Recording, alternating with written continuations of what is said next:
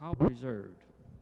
All resolutions shall be presented to the councilors or committee on resolutions designated by the councilors committee. It sounded so good that I'd like to take it back and play it to my own staff.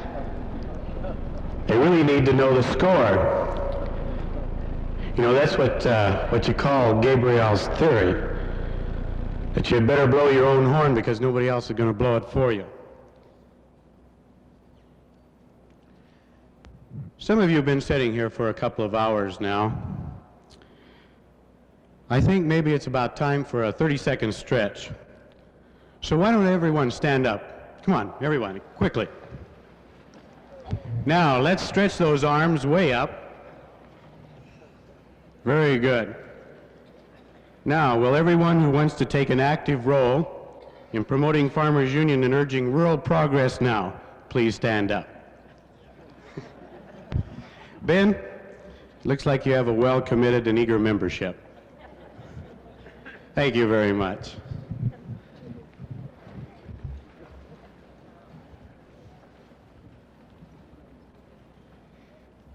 It's nice to be here in South Dakota, one of the most agricultural states in the nation, with over $1 billion in gross sales from your 40,000 farms and ranches each year. This is the state with jackrabbit bus lines, the South Dakota State University Jackrabbits, and Rabbit City.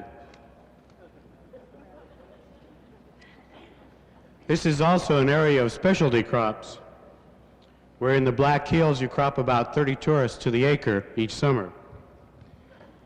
And this is the state that leads the nation in rye production, is second in spring wheat, and does all right with jackrabbits too. Someone even tried to tell me this morning that the state bird was a jackrabbit. Well, Ben, maybe I better be serious. You might be tearing up my lunch ticket here.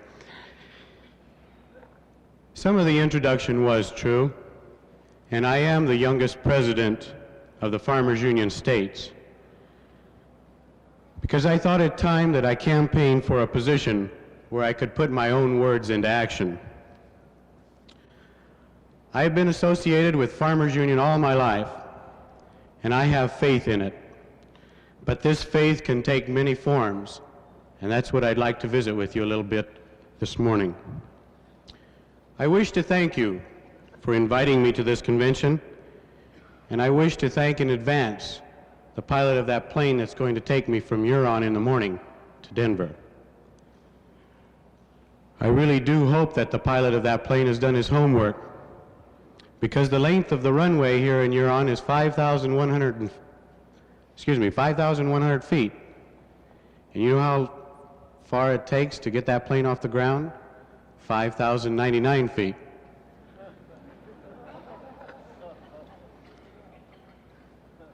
Now you might say that that 1 foot is an important margin, and it is. All of you know how important margins are because the farmer's margin has been shrinking for the past 20 years. Shrinking to where it doesn't even exist, or has actually become a deficit. We're talking about margin when we're talking about whether or not a farmer can make a profit. We're talking about substantially different margins when we talk about USDA statistics that say a supermarket has a return on its investment of 23%. The processor has a return on his investment of 21%. And the farmer has a return on his investment of 1.1%. 1.1%. You know, this is more evidence why the present course in agriculture has a date with disaster. In 1947, we had a 25 million farm and ranch population in this country. Now we have less than 8 million. The gross national product of this nation has more than tripled in the same time. The earnings of all segments of the economy, except agriculture, has at least doubled and in some cases is much more. You know what the farmer's share of the wealth is? Oh, it's up. It's up a big 4.9%.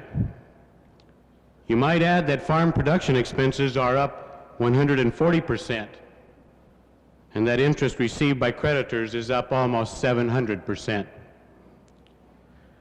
Margin, or the lack of it, is important, and the farmers know a heck of a lot more about the lack of it. Parity at the end of last month stood at 68%, the lowest point since the 1930s. At least in the Depression years, almost everyone was broke, and misery had company. Now today, while this country grows in wealth, the farmer has lost 29% of the parity he had in 1947. There are some realities in this day that we must face. The small farmer, and even Farmers Union, has been reluctant to acknowledge that we've been in an industrial revolution in agriculture for the last 50 years. That we've been in a technological revolution of productivity for 30 years. That we have been in a business and financial revolution since the 50s. And we are slow to admit that we are now in a revolution of the marketplace. This revolution is in crisis. It is critically important, yet the very motion of it appears a threat to agriculture as we know it. Not all of this sits well with Farmers Union members, with its fewer farmers, bigger farms, and an encroachment on our lands by non-farm related corporate enterprise. Why should we stand back and let the system of revolution or these outside interests run over us? Why do farmers and ranchers almost have to take only what others are willing to give? Why, like President John Kennedy said, do farmers buy everything at retail, sell everything at wholesale, and pay the freight both ways? Why does so much of our American public regard farming as an antiquated institution, good only for nostalgic calendar pictures and wall paintings?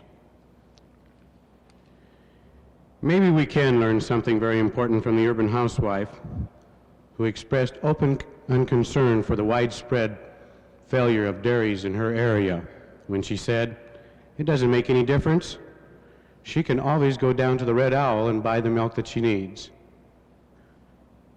Maybe we need to take a look at ourselves and what other non-farm people know about us. Maybe we need to really tell them. Maybe it's cold-blooded, and you'll disagree, but just maybe we need to tell them the way it is. Tell it the way it is, or get off the farm. Because sooner or later, if we do nothing, someone is going to force us off. Now I can almost hear you say, "Well, we've got Farmers Union. What's Farmers Union been doing about it?" Let me tell you, if you don't know what Farmers Union is doing, then you haven't been an active Farmers Union member. This organization prides itself on being an organization of farm people, acting as a collective voice of farmers. If you haven't been saying and doing your part, then the organization is just the same amount weaker. Don't feed me that line. What has Farmers Union done for me? Farmers Union is you. Of course, you have a small paid staff like Ben, Wilma, Lee, and Ellen, but unless you're out there with them, supporting them, advising them, boosting them, just how much do you think they can accomplish? You know you can't elect them and leave them. The organization won't take care of itself. Not when you are the organization. You have that responsibility. You know, the $10 you'd pay in dues each year is returned to you dozens of times over. I can still hear you thinking of that question I asked a moment ago.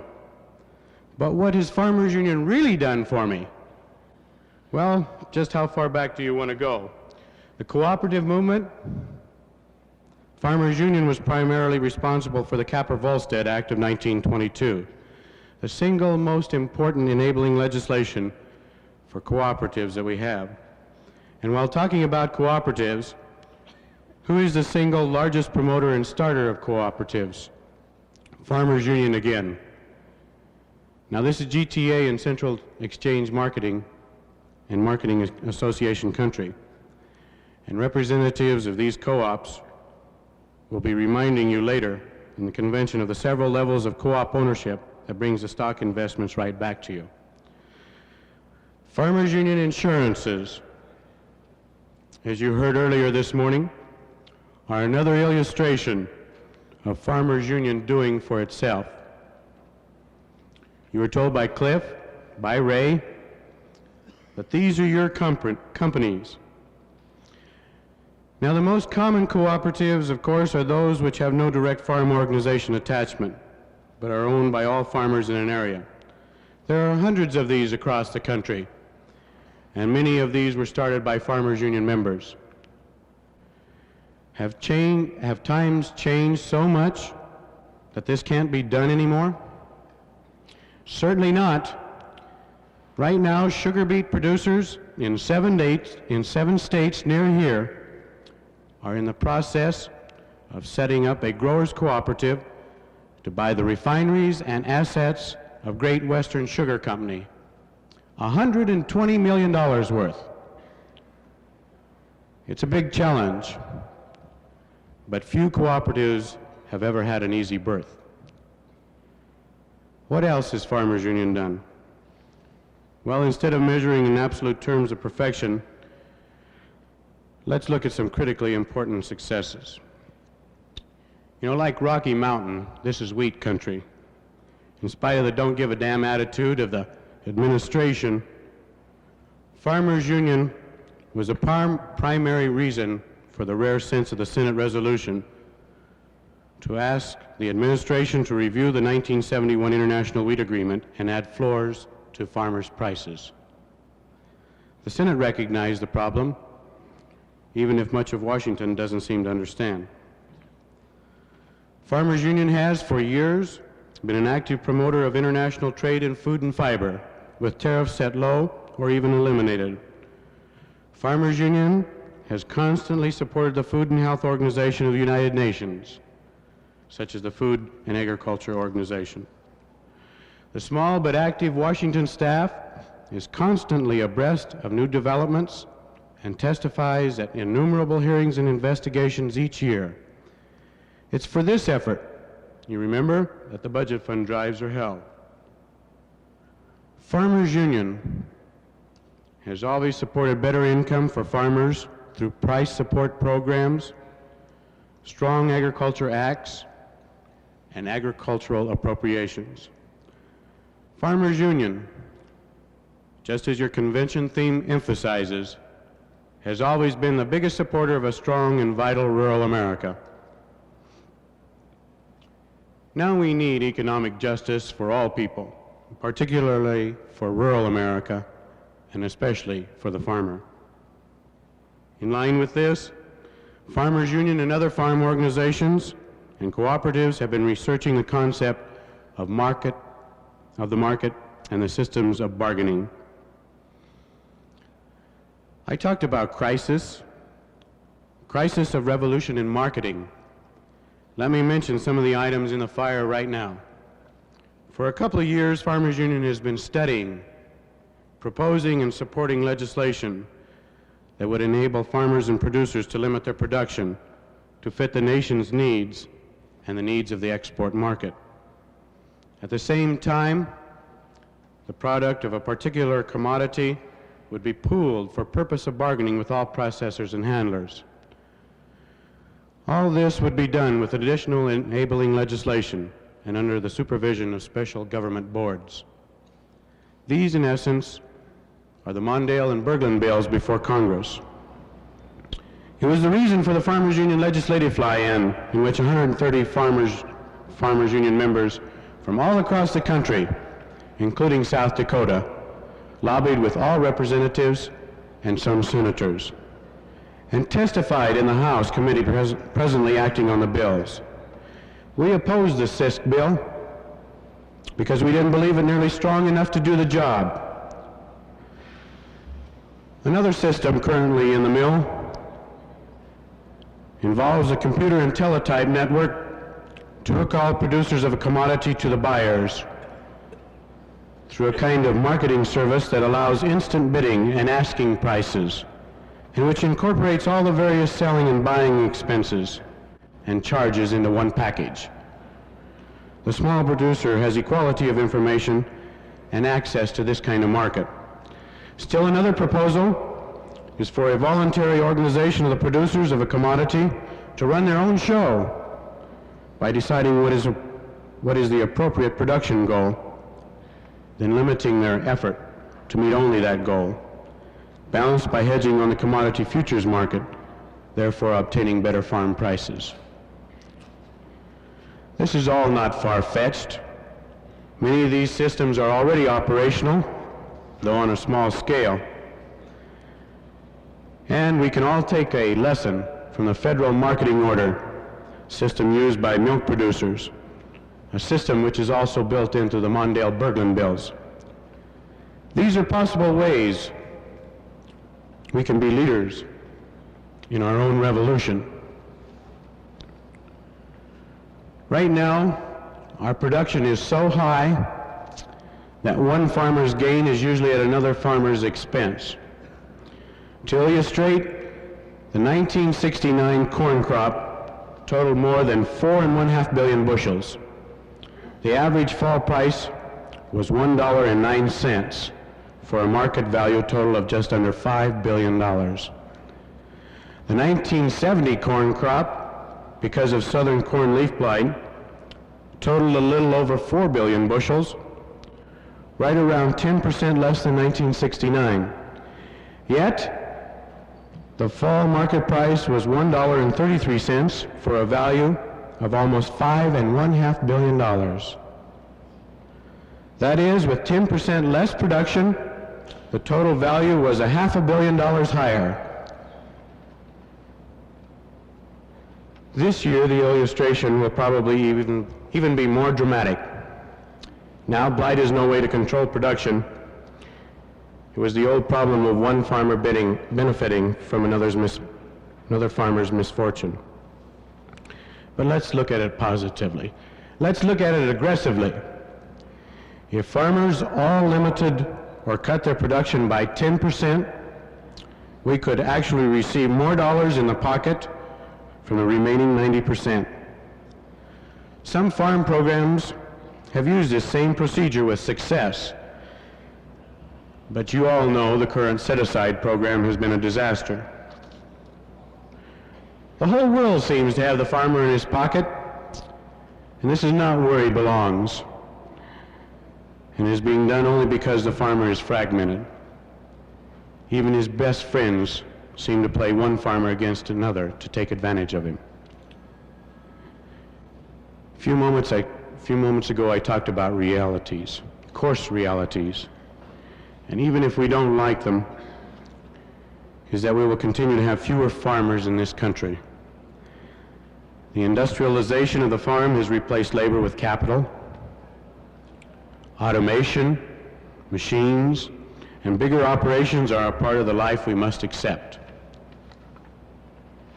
Now is the time to take a total pulse of all of rural America to find out just how healthy it is. And if we consider the whole total picture, American agriculture is on a collision course with disaster. We cannot accept USDA theories that if half as many farmers now produce twice as much as 20 years ago, that 20 years from now, 4 times as much will be produced by no farmers.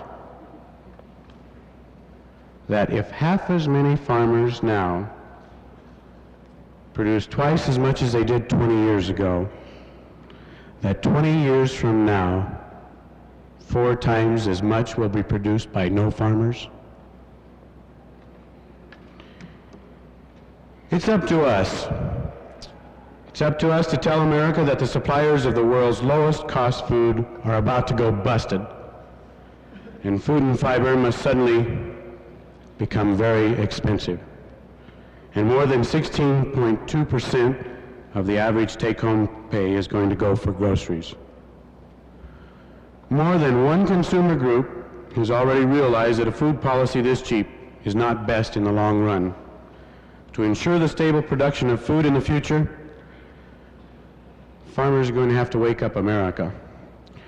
To bring people to their senses, to tell them that while we're all buying, to tell them while we're all busy reordering our priorities, that we better put agriculture near the top, or they better start stockpiling that sauerkraut. Because 10 years from now, it might just not be available. Not for a price they can afford anyway. I said farmers are going to have to wake up America. And I actually mean you. You have the faith in what you're doing. You have faith in agriculture, and you have faith in rural America. You are going to have to be the ones. Many of you here sitting are the strength of Farmers Union. You have been members, probably active members, before the time I was born. You are the strength. But where are the building blocks? Where are the young farmers? Where are the small merchants of Main Street who are interdependent with farmers? Where are the hundreds of visitors and friends that should be here? Where is the future of agriculture? Some of these building blocks are here, of course, but not the numbers, not the concern, and not the activity we need. When is the last time you talked to a farmer about Farmers Union? When is the last time you signed a new member?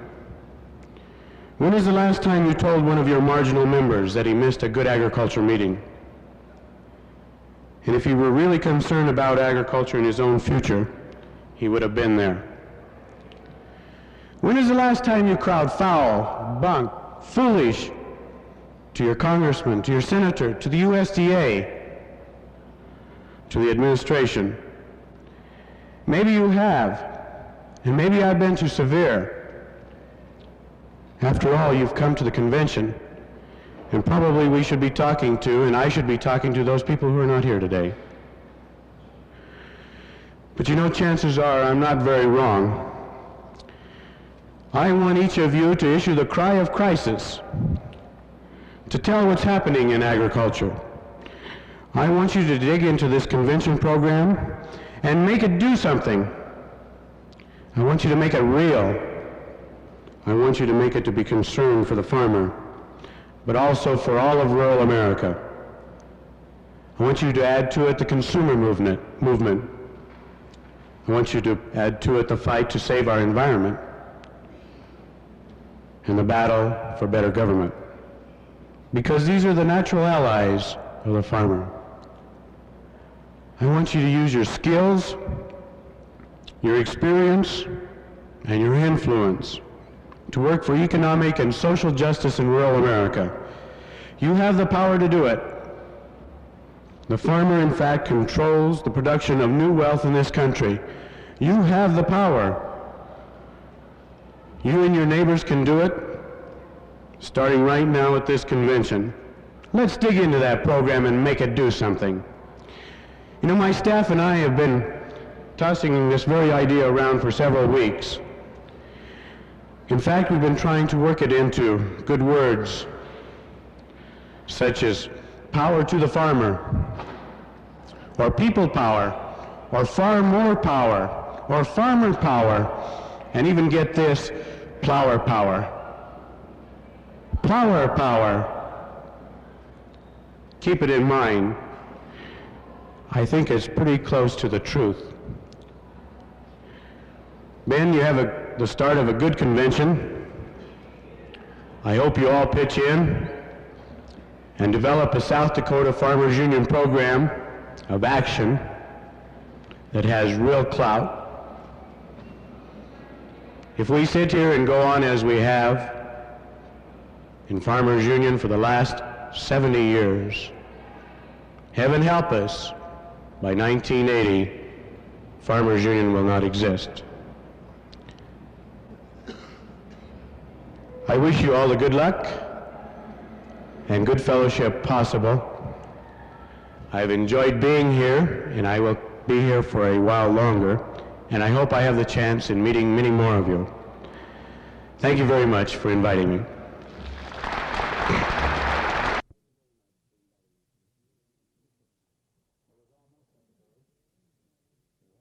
Peterson, who was almost secretary, because we had a little election.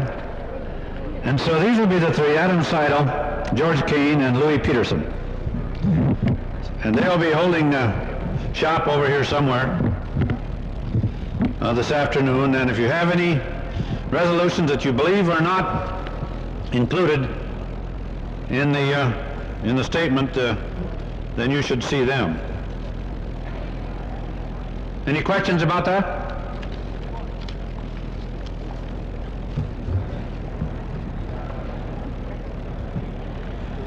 If not, then it is time for the annual report of your state president. And my report this afternoon will be mostly housekeeping. I'm not going to follow the message in the program. And I'm not going to say everything that I want to say to you this afternoon, because I'm also going to be on the program for a brief while tonight with Tony, and I'll want to visit with you more extensively then about some of our legislative endeavors. But let me just visit with you then about some of our housekeeping activities of the South Dakota Farmers Union for the most part this afternoon. We have had the best year in history as far as our balance sheet goes. And Lee will be reporting after I'm through, and you've already seen it in your program book, that we have a very generous black figure in our operating statement, and for that we're thankful. Educational funds are up dramatically, and I want to thank the cooperatives for their cooperation in this matter. And as a matter of fact, our association with cooperatives has never been better than it is today. We've done our best to reciprocate by teaching cooperative education at every opportunity in the youth camps and the youth program, as well as with the adults. And we look forward to a long and continued cooperation with the many good co-ops in the state. But we do plan to initiate some new programs to somehow, I'm not sure we should use the word indoctrinate, but we've got a lot of new young co-op managers who haven't grown up in the Farmers Union, and somehow we need to bring them into the family, and maybe some kind of a educational program designed to acquaint and associate our co-op managers with the Farmers Union philosophy is something that we need to do more of. Now, the membership picture continues to be difficult. In a state where we're losing from 1,200 to 1,500 farms a year, and it seems that a big share of these are Farmers Union people. Every week we get letters in the office from some widows saying her husband is deceased, or from some couple that have had to leave the farm. And so we're losing farms at the rate of 1,200 to 1,500 a year. And so it does become more difficult to maintain a Farmers Union membership. But taking into account the percentage of farmers that we have in the Farmers Union as of the total farms in the state, we have more than held our own. Now, we have conducted some very vigorous membership campaigns, and we need to do it again. Last year, you recall, we had a series of membership meetings. Victor Ray was out for some of them. Dwight Wilson came out and we held 5 or 6 membership meetings around the state. We also had an incentive program. Anybody that signed up 50 new members was entitled to a free trip to the National Farmers Union Convention, and several of our people earned that.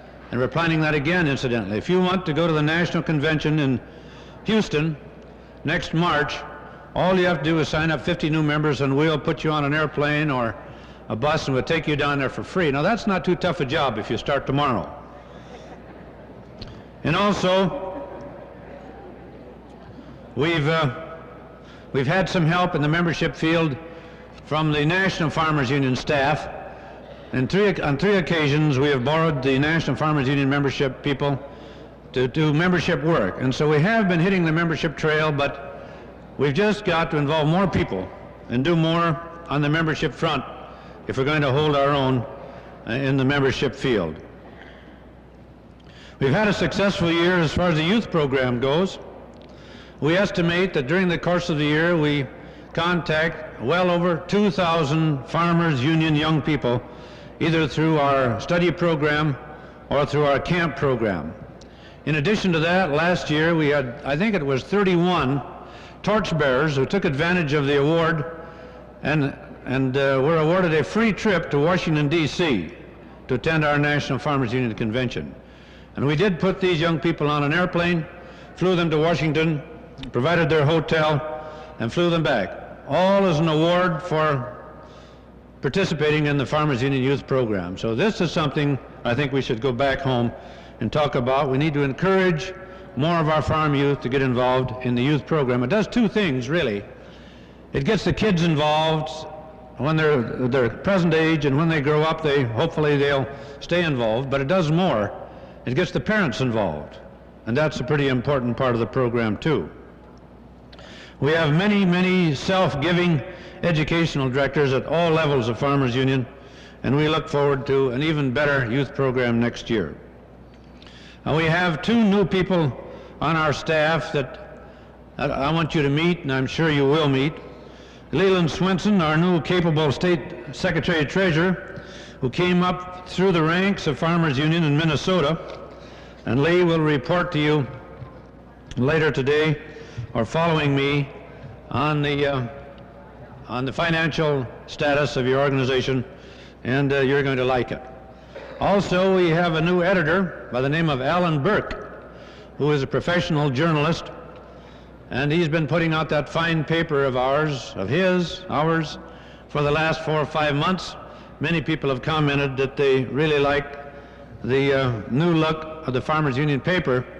One lady told me that she sure did like that Farmers Union paper. It was just the right size to clean pheasants on. Well, I hope Al doesn't hear that, but it's all right if you read it first. But we're real proud of Al and of his paper. We bought a new bus this year, as most of you know. We were still talking about the bus that we bought 7 years ago as our new bus. And then all at once, we discovered that it was 7 years old, and it has over 300,000 miles on it. And we better do something about looking for some more transportation. And so we bought a brand new bus. It's almost identical to the Challenger that we have, and which we kept, incidentally, for our second bus. And we put the old Beck bus out to pasture. Now, the old Beck bus was one that Paul Upsall bought, and if you were here last night, you heard reference to it. A 1948 model that was still giving us some service, but we traded that off, and now we have 2 modern buses for your travel convenience.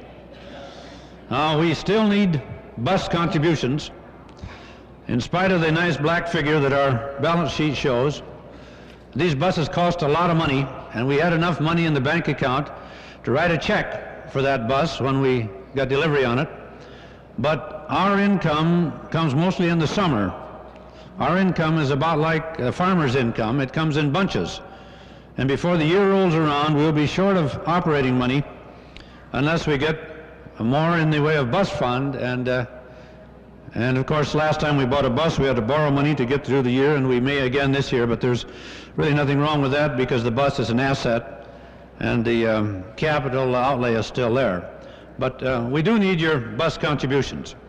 And we need to beef up our travel program. With 2 buses in the garage, we need a travel program that's working full-time to keep these buses on the road, because they don't do much good in the garage, and they could be working for you and for Farmers Union. Well, last year we held a farmer worker conference, and we've planned another one for this year for November 20th. So mark that down. November 20th in Sioux Falls will be the farmer worker conference. Now, I'd like to comment just briefly on our farmer worker conference. I know that some of you were disappointed last fall when Labor didn't rally to the support of the initiated measure. And frankly, I was too. But my friends, they have their problems.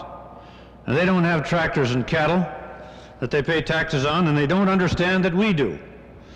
And I am hopeful that during the process of this inter-education that we've been carrying on with organized labor for the last 15 or 16 years, we'll begin to understand each other's problems, and by holding another one in November after the tax issue begins to really boil, we're hopeful that we can come to some real good common understanding with organized labor on where we go with tax reform. So let's stay with these laboring friends of ours, and let's see if we can work together. I'm sure that we can. We've done a good job this past year in covering the legislative front. We had a full-time lobbyist there. Many of you were there from time to time. I spent more time out at the legislature this year than I have ever spent, I think, during the time that I've been your president. And we did have some successes. We had some rather bad failures. We failed in tax reform, but we're going to get that. I'll talk about that tonight. We came within 1 vote of getting a corporation farm bill. We're going to get that too, and I want to visit with you some more about that tonight. But one of the things that we did accomplish in this last session was the best agricultural coalition, farm coalition, that we've ever had. We had all the farm groups meeting at least once a week for a luncheon meeting, and then on into the afternoon to talk about what we could agree on. And each of us projected the legislative program that we wanted and that we thought the rest of the group could agree on. And we did find we had some common ground. Now, obviously, we didn't agree on everything. We had the Farm Bureau, the stock growers, the NFO, the Grange, the Co-op Association. But on several areas, we found some common ground, and we did have one breakthrough as a result of this coalition, and that was that we were able to take the sales tax off of farm chemicals. You remember a few years ago, we took the sales tax off of seed. You used to have to pay sales tax on seed corn, you don't anymore. We were able to take the sales tax off of fertilizer, and then last July the sales tax was lifted from farm chemicals. So we've made these gains in the legislature. They may not seem very large, but nonetheless they really are substantial.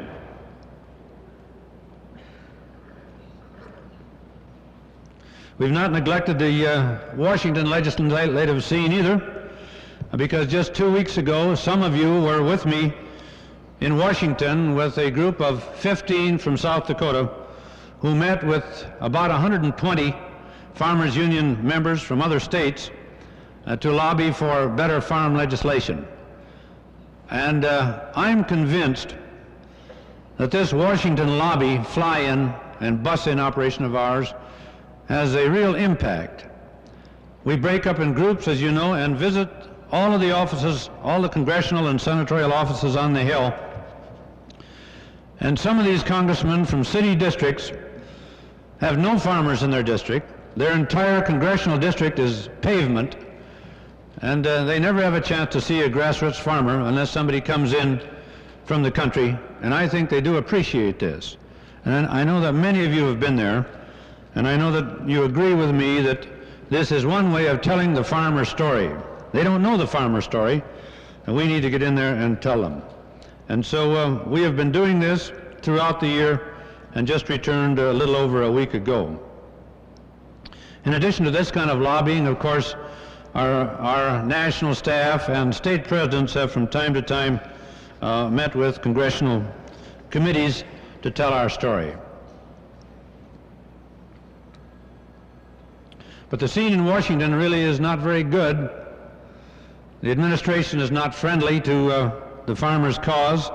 The Secretary of Agriculture is not particularly friendly, but I think Tony will talk about that tonight, and we'll let that go until later in the day to review the Washington scene.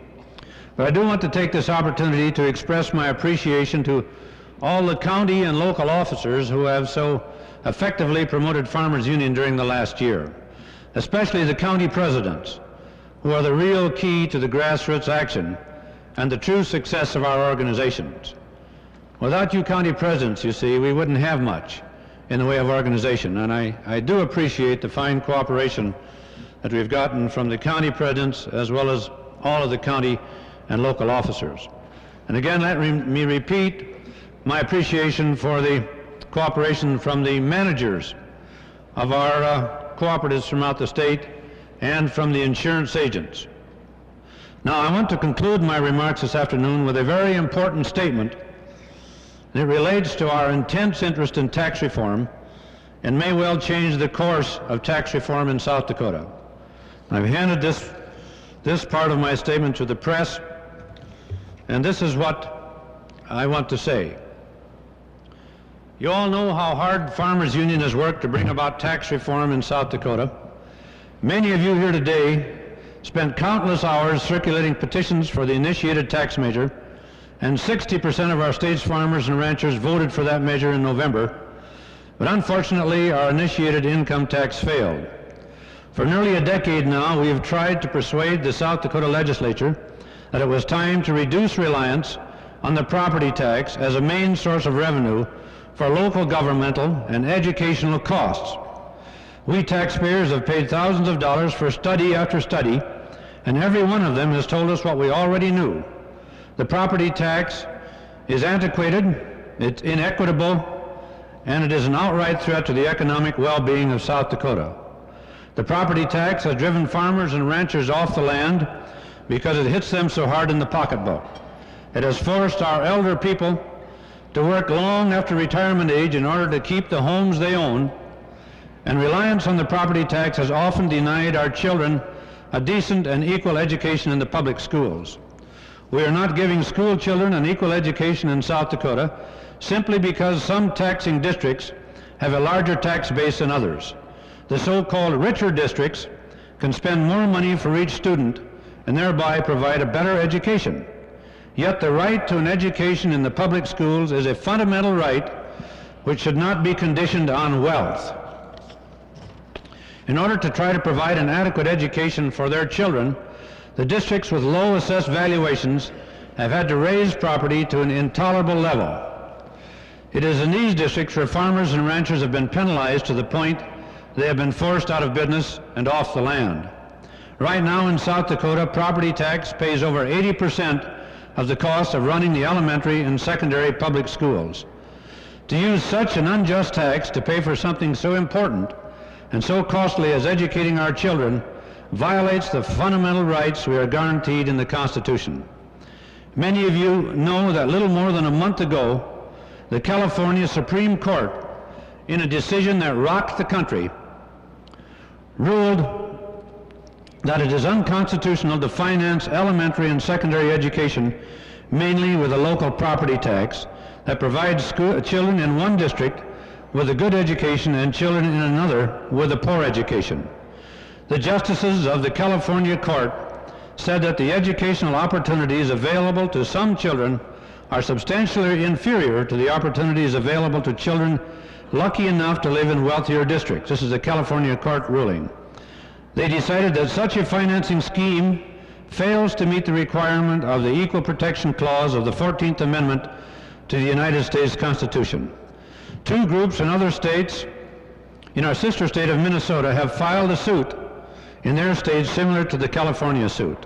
I think I can safely predict that other organizations in other states will be challenging the concept of financing public education through a local property tax, and that the United States Supreme Court will eventually rule on the entire concept of property tax used for publication. about the only difference between the scheme of financing education in South Dakota and that in California is that California's property tax pays 90% of the costs compared with 82% in South Dakota. Many of the same conditions that brought about the historic California decision exist in South Dakota.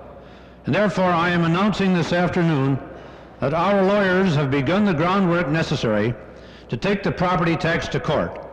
We're going to ask the Federal District Court to declare the property tax unconstitutional as a main source of revenue for education in South Dakota.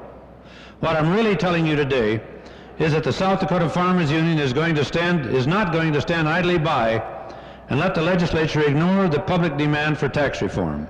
I'm also saying that the Farmers Union is continuing its leadership of the movement to bring equity to the state's system of taxation. Thank you for your wonderful cooperation.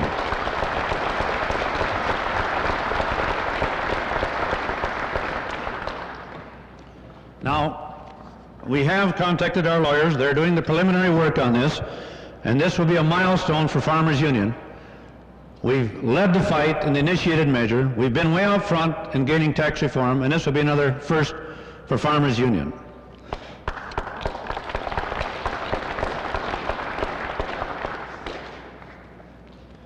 And now I want you to meet a young man who has been real busy around here.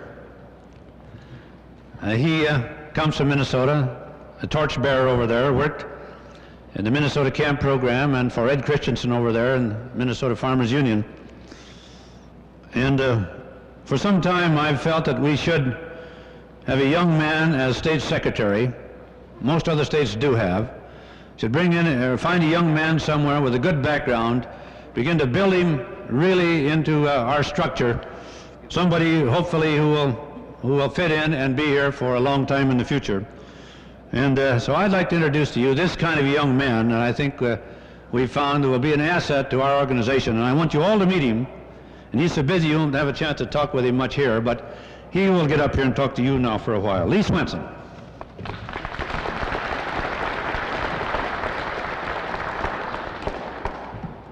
Thank you, Ben, and I hope I can live up to all that talk there.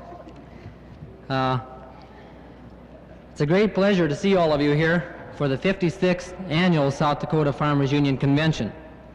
It is my sincere hope that each of you have an enjoyable and informative time. Many hours of hard work have gone into the planning of this convention, and the purpose of our convention is not only to set the direction of action for the next year, but also to provide up-to-date knowledge on things in our life that we are facing today. So this convention will be highlighted by talks on environment, co-ops, labor, development of power, water, land, and people, and we will discuss agricultural problems and ways of overcoming them, and let us in South Dakota and Farmers Union not forget tax reform. But it's also a great honor for me to appear for the first time at your convention as your Secretary-Treasurer. I am new to South Dakota Farmers Union, but as Ben said, I am not new to Farmers Union. This year I'm celebrating my 20th anniversary as an active Farmers Union member. That seems kind of funny, thinking I'm sort of a young man yet, I hope. But when my experience goes back to when I was 5 years of age, I was taken along to summer camps. My mother served as a counselor at Minnesota Farmers Union camps, and I was too young to leave at home. So I was stuck in the top bunk and she slept in the bottom bunk. Well, I started when I was 5, and I feel it a great honor to say I never missed a summer of camps or Farmers Union youth work until my forced retirement at age 19. So, thank you. I'm a former torchbearer and a former All-Stater. I attended All-States Camp the year John Stencil was on the staff and did a terrific job. I had the great honor of being elected on the Junior Advisory Council, the National Junior Advisory Council, in 1965. And I've worked part-time with Minnesota Farmers Union since 1966. and I was working for Minnesota Farmers Union during the 1968 National Convention, which was held in Minneapolis. So this is just a little bit of my background in Farmers Union, and I hope I have many and many more years of working with South Dakota Farmers Union as your Secretary-Treasurer. Thank you. My main job is office management, and I would like to tell you that the people, the staff of South Dakota Farmers Union is one of the finest. Being the new man in the office on January 1st, coming in after the New Year holidays, gave me kind of a worry of what kind of job I was going to be able to do with new help, me being the new man, what kind of cooperation they would give me. But with the fine cooperation I received from the South Dakota, the staff and the Farmers Union members, we achieved South Dakota's most productive year to record.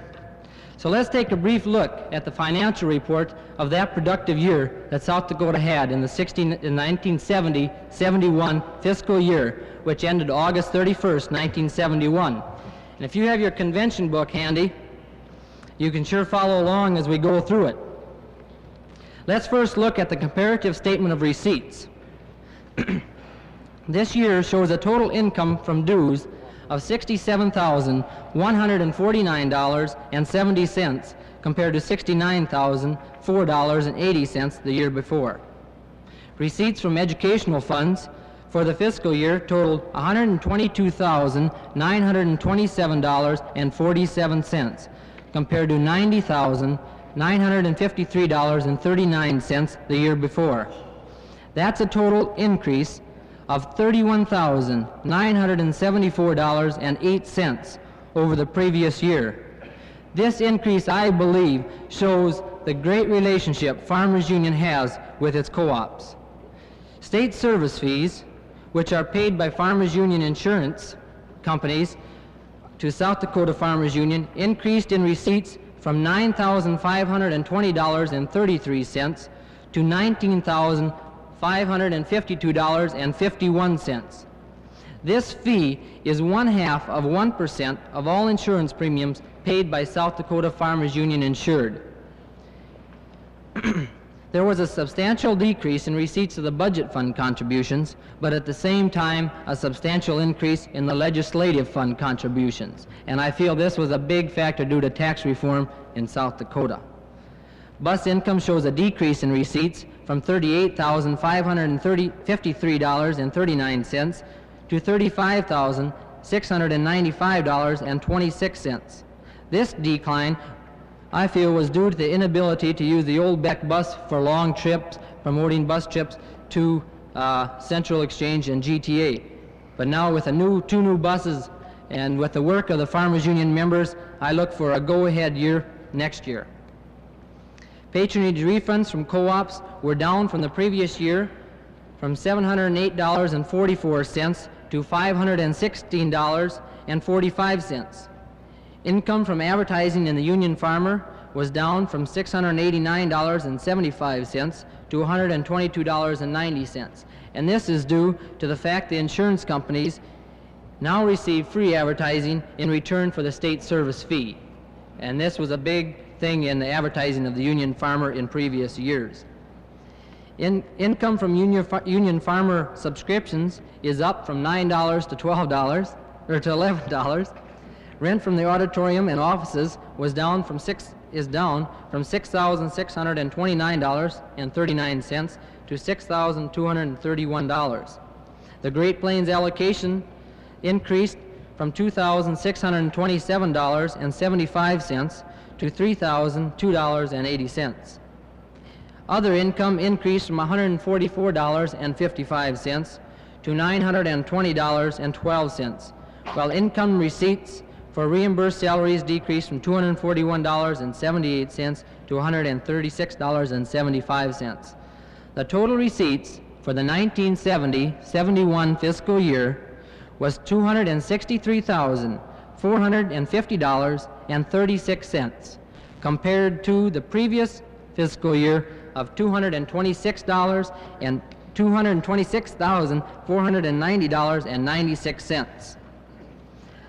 Next, let's quickly go over to the list of the comparative statement of receipts and disbursements. I'll read first the 1970-71 fiscal year disbursements and then the 1969 fiscal year disbursements, and we'll go over this rather quickly. Salaries, 1970 and 71, $87,687.76. 1969 and 70, $83,247.08. Employees' travel expense, 1970-71 fiscal year, $13,874.22. 69-70 fiscal year, $16,662.49. Automobile expense repairs, 70-71 fiscal year, $2,263.82. 69-70 fiscal year, $2,979.07. Bus expense, fuel, oil, and repairs, $5,350.83, compared to 69-70 fiscal year of $8,232.81. Property maintenance, 70-71 fiscal year, $2,433.41, compared to $2,241.90. Fuel was $1,705.64, compared to $1,755.49. Lights, gas, and water, $2,492.66, compared to $2,815.75. Insurance and bonds, $4,294.48, compared to $3,688.90. Depreciation, $11,245.16, compared to $10,806.59. Property tax, $1,637.45, compared to $1,715.24. Union Farmer printing and mailing expense, $6,296.38, compared to $6,612.63. Television, $750, compared to $635.60. The Educational Department expense, $1,893.87, compared to $2,348.65. Organization expense, $5,649.19, compared to $6,866.10. Office expense, $9,058.25, compared to $8,128.79. Postage, $3,456.71, compared to $3,280.76. Auditing expense, $923.66, compared to $813.21. Camp expense, $7,021.69, compared to $6,919. Public relations, $3,091.73, compared to $2,342.35. Telephone, $4,975.26, compared to $5,932.29. Directors' fees and expenses, $8,992.15, compared to $6,845.38. State Advisory Board, $1,305, compared to $1,288.83.